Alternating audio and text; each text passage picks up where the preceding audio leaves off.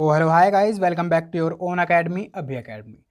दोस्तों, कल यानी कि 10 अप्रैल 2021 को बीए बीएससी बीकॉम वालों का क्वालिफाइंग का स्पोर्ट्स एंड फिजिकल एजुकेशन का एग्ज़ाम है। तो सबसे पहले तो सभी स्टूडेंट्स को, जो सभी मेरे दोस्त हैं, सभी मेरे भाई बहन हैं, उन सभी को ऑल द बेस्ट। और दोस्तों, आज की इस वीडियो में मैं लेकर आया हूँ आपके सामने टॉप 20 वो क्वेश्चंस जो आपको देखने को मिल ही जाएंगे। चाहे थोड़ी सी उनकी लैंग्वेज चेंज हो जाए, लेकिन क्वेश्चन वही रहेगा। ठीक है फ्रेंड्स, तो टॉप 20 क्वेश्चंस मैं लेकर आया हूं जो आपको कल वाले एग्जाम में देखने को मिल ही जाएंगे। तो देख लेते हैं कौन कौन से वो क्वेश्चंस हैं। तो पहला क्वेश्चन है कि शिक्षा शब्द एडुकेयर की उत्पत्ति हुई है। तो एडुकेयर जो शब्द है उसकी उत्पत्ति कहाँ पर हुई है?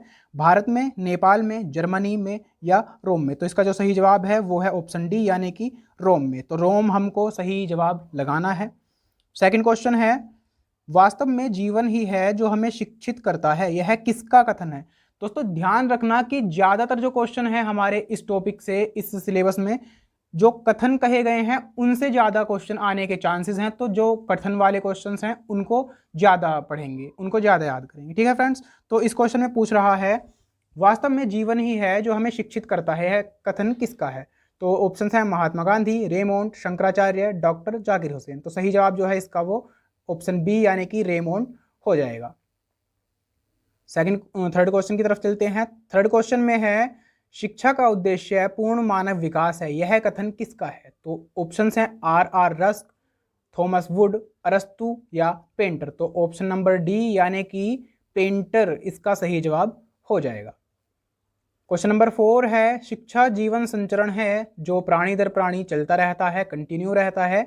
तो इसका जो सही जवाब है, दोस्तों कथन वाले क्वेश्चन मैंने बताया था कि कथन वाले क्वेश्चंस को ही ज़्यादा पढ़ेंगे, ज़्यादा याद रखेंगे। इसी प्रकार के क्वेश्चंस आते हैं, तो कथन को सही तरीके से भी समझना है, क्योंकि कभी कभी जो है कथन वही रहता है लेकिन कुछ चीज़ें उसमें चेंज हो जाती हैं, तो इसका भी हमें ध्यान रखना है। तो इसका जो सही जवाब है, ऑप्शन दे रखे हैं पहले इसमें, जॉन डीवी, पेस्टोलॉजी, एडवर्ड थ्रिंग या प्लेटो। तो ऑप्शन नंबर सी, यानी कि एडवर्ड थ्रिंग, इसका सही जवाब हो जाएगा। ठीक है फ्रेंड्स, क्वेश्चन नंबर 5 है किस भारतीय महिला ने ओलंपिक खेलों में बैडमिंटन खेल में द्वितीय स्थान प्राप्त किया? तो ओलंपिक के बैडमिंटन खेल में द्वितीय स्थान किसने प्राप्त किया, और वो भारतीय महिला हो? तो ऑप्शन हैं साइना नेहवाल, पीवी सिंधु, ज्वाला गट्टा, अपर्णा पोपट। तो सही जवाब जो है इसका वो साइना नेहवाल है, जिन्होंने सेकंड प्राइज जीता था। ठीक है फ्रेंड्स, 6 क्वेश्चन है शारीरिक शिक्षा का उपयुक्त कार्यक्षेत्र नहीं है। तो कार्यक्षेत्र नहीं है पूछ रहा है, तो ध्यान से पढ़ेंगे, उसके बाद जवाब देंगे। ऑप्शंस है खेल, अनुसंधान, शल्य चिकित्सा, शरीर क्रिया विज्ञान। तो दोस्तों, खेल में तो शारीरिक शिक्षा आएगी ही आएगी।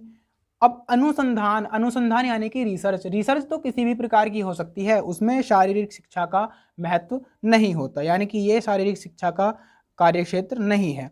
जबकि शल्य चिकित्सा भी होता है और शरीर क्रिया विज्ञान भी होता है। तो इसका जो सही जवाब है वो ऑप्शन बी, यानी कि अनुसंधान हो जाएगा।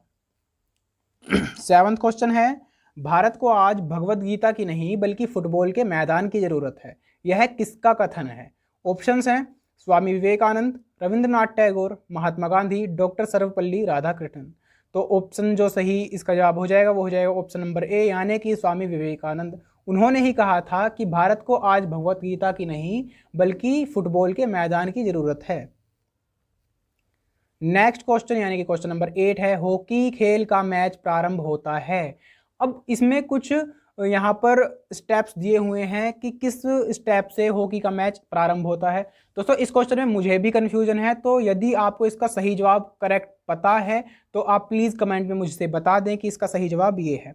बाकी मेरी तरफ से जो इसका जवाब है, जो मैंने सर्च किया है, बुक्स में पढ़ा है, उसके हिसाब से देख लेते हैं क्या है। ऑप्शंस हैं इसमें पहले किक ऑफ से, फ्री हिट से, फ्लिक से या बैक पास से। तो दोस्तों, मैंने जो बुक्स में पढ़ा है या मैंने सर्च किया है उसके हिसाब से तो मैंने पाया है कि बैक पास से ही फुटबॉल हॉकी के खेल का प्रारंभ होता है, जबकि कहीं कहीं पर इसमें मतभेद पाया जाता है। तो यदि आपको इसकी जो अच्छे से जानकारी है तो आप मुझसे प्लीज़ कमेंट में बता दें। ठीक है फ्रेंड्स, 9वां क्वेश्चन है प्लेइंग इट माई वे किसकी आत्मकथा है? आत्मकथा है एक प्लेइंग इट माई वे बताना है किसकी है। तो ऑप्शन है महेंद्र सिंह धोनी, कपिल देव, सचिन तेंदुलकर या रवि शास्त्री। तो ऑप्शन नंबर सी इसका सही जवाब हो जाएगा, यानी कि सचिन तेंदुलकर की ही जीवनी है, आत्मकथा है playing it my way. Next question है, शरीर रचना का ज्ञान सबसे पहले किससे हुआ। ऑप्शंस हैं रक्त प्रवाह से, गिरने से, विच्छेदन से या इनमें से कोई नहीं। तो इसका जो सही जवाब हो जाएगा वो हो जाएगा ऑप्शन नंबर सी, यानी कि विच्छेदन से। 11वां क्वेश्चन है, श्वसन क्रिया का प्रमुख अंग है। श्वसन क्रिया का अंग बताना है त्वचा, नासिका, फेफड़ा या आमाशय। अब दोस्तों इसमें थोड़ी सी कंफ्यूजन रहेगी कि श्वसन यानी कि सांस लेना, सांस तो नाक से लेते हैं, लेकिन प्रमुख अंग की बात कर रहा है तो प्रमुख अंग जो है इसका वो होता है फेफड़ा। फेफड़े के द्वारा ही आंतरिक क्रिया होती है जिससे हम श्वास यानी कि सांस ले पाते हैं। तो ऑप्शन नंबर सी इसका सही जवाब हो जाएगा। उसके बाद है क्वेश्चन नंबर 12 में कह रहा है कि प्राण वायु कहलाती है हाइड्रोजन, कार्बन डाइऑक्साइड, ऑक्सीजन या जलवाष्प। तो ऑप्शन नंबर सी यानी कि ऑक्सीजन ही प्राणवायु कहलाती है जो हमें जीवित रखती है। क्वेश्चन नंबर 13 है, सबको रक्त देने वाला समूह है एक ऐसा ब्लड ग्रुप जो सभी को रक्त दे सकता है, डोनेट कर सकता है, जिसको सर्व रक्तदाता भी कहते हैं। तो ऑप्शंस हैं बी, ए बी, ओ, ए। तो ओ इसका जो सही जवाब हो जाएगा वो हो जाएगा ऑप्शन नंबर सी, यानी कि ओ। 14 क्वेश्चन पर चलते हैं। 14 क्वेश्चन में कह रहा है मानव ढांचे के अध्ययन से संबंधित विज्ञान है शरीर क्रिया विज्ञान, शरीर रचना विज्ञान या मनोविज्ञान या इनमें से कोई नहीं। तो दोस्तों क्वेश्चन को समझकर तब हमें इसका सही जवाब लगाना है। क्वेश्चन में कह रहा है कि मानव ढांचे के अध्ययन की, ढांचे की बात कर रहा है, तो जब ढांचे की बात करे तो उसकी जो स्ट्रक्चर है, रचना है, उसकी जो संरचना है उसके बारे में पूछ रहा है। तो इसका जो सही जवाब हो जाएगा वो हो जाएगा शरीर रचना विज्ञान, यानी कि उसकी स्ट्रक्चर कैसी है। तो सही जवाब हो जाएगा इसका ऑप्शन नंबर बी, यानी कि शरीर रचना विज्ञान। क्वेश्चन नंबर 15 है, श्वसन तंत्र के मुख्य अंग हैं। कौन कौन से हैं श्वसन तंत्र के मुख्य अंग।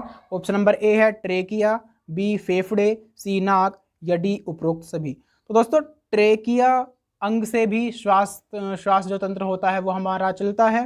फेफड़े भी श्वसन के लिए महत्वपूर्ण कार्य करते हैं और नाक से भी हम सांस लेते हैं क्योंकि वायु जो होती है वो नाक से ही जाती है। तो इसका जो जवाब हो जाएगा वो सही जवाब ऑप्शन नंबर डी, यानी कि उपरोक्त सही सभी हो जाएगा। ठीक है फ्रेंड्स, चलते हैं क्वेश्चन नंबर 16 की तरफ। अब दोस्तों लास्ट के जो है हमारे पास 5 क्वेश्चंस बचे हैं।